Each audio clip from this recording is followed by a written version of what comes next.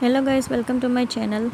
Friends, તો આજે આપણે બનાવવા જઈ રહ્યા છીએ દરેક ગુજરાતી ઘરમાં બનતી એવી વાનગી સુખડી.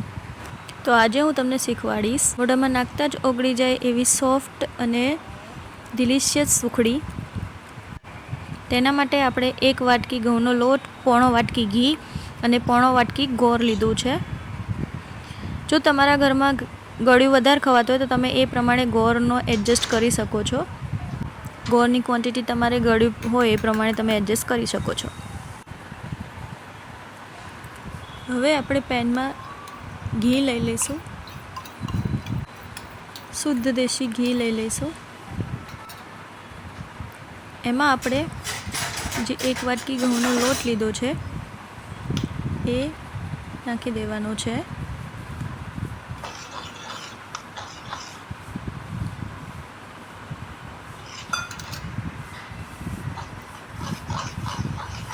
હવે તમારે આ ઘીની અંદર આવી રીતે ઘઉંનો લોટ શેકવાનો રહેશે.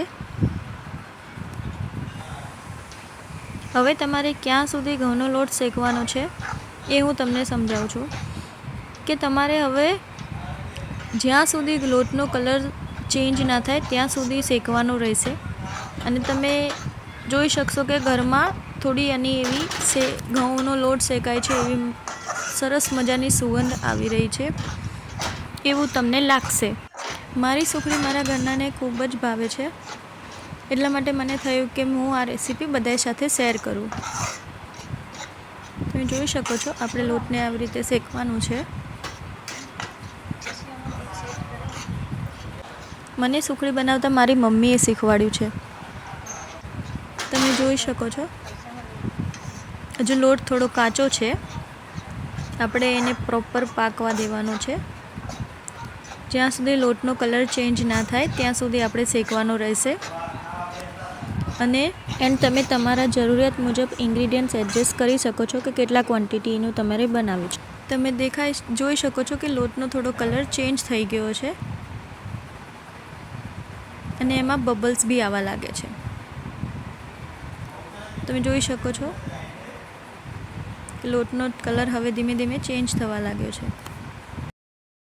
લોટનો કલર ચેન્જ થાય અને બબલ્સ થવા લાગે પછી આપણે જે ગોળ લીધો હતો એ આ લોટમાં નાખી દેવાનું રહેશે.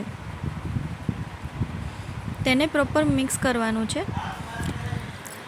1-2 સેકન્ડ માટે ગોળ ઓગળે ત્યાં સુધી મિક્સ કરવાનું, પછી તરત જ આપણે ગેસ બંધ કરી દેવાનું રહેશે, નહીં તો આપણી સુખડી કડક થઈ જશે.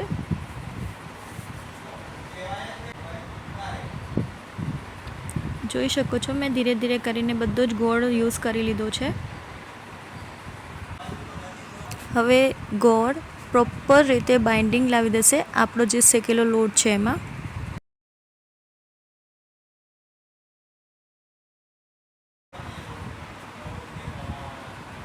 તમે જોઈ શકો છો ગોળ ઓગળે ત્યાં સુધી આપણે બધો જ ગોળ ઓગળે ત્યાં સુધી પ્રોપર મિક્સ કરવાનું રહેશે. ધીમે ધીમે તમે જોઈ શકો છો કે બધું ઘી છૂટું પડવા લાગ્યું છે. જેમ જેમ ગોળ ઓગળશે એમ એમ ઘી છૂટું પડશે અને લોટ છે તમારી તાવડીને છોડતું રહેશે.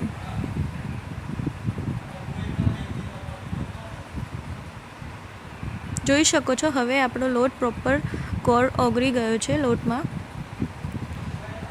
હવે આપણે એક ડીશને ઘીથી ગ્રીસ કરી લઈશું અને તેમાં આ મિક્સર નાખીને એને પ્રોપર સેટ થવા મૂકી દઈશું. જો આ માપથી તમે સુખડી બનાવશો તો એકદમ મસ્ત સોફ્ટ સુખડી તૈયાર થઈ જશે. થોડું ગરમ ગરમમાં જ નીકાળી દેવાનું છે, નહીં તો પછી સેટ થઈ જશે તો પ્રોપર એના શેપ આવશે નહીં. તમે જોઈ શકો છો કે મેં થાળીમાં લઈ લીધું છે અને અત્યારે હવે પ્રોપર હું સેટ કરવા જઈ રહી છું. તમે આવી રીતે તાવેતાનો યુઝ કરીને સેટ કરી શકો છો. અને જો તાવેતાથી પ્રોપર સેટ કરતાં ના ફાવે તો હું અહીંયા વાટકીનો બી યુઝ કરું છું. તમે જોઈ શકો છો આવી રીતે આપણે તાવેતાથી પ્રોપર સેટ કરી લેવાની છે. હવે જુઓ તમે વાટકીથી આપણે થોડી થોડી દબાવીને પ્રેસ કરીને સેટ કરી લઈશું જેથી પ્રોપર એનો શેપ લઈ લે.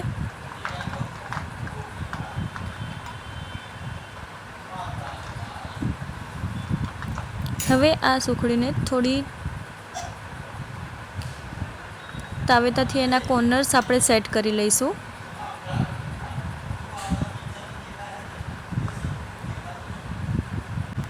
હવે સુખડી પ્રોપર સેટ થાય પછી આપણે એને કટ લગાવીને પ્રોપર એના પીસ પાડી દઈશું.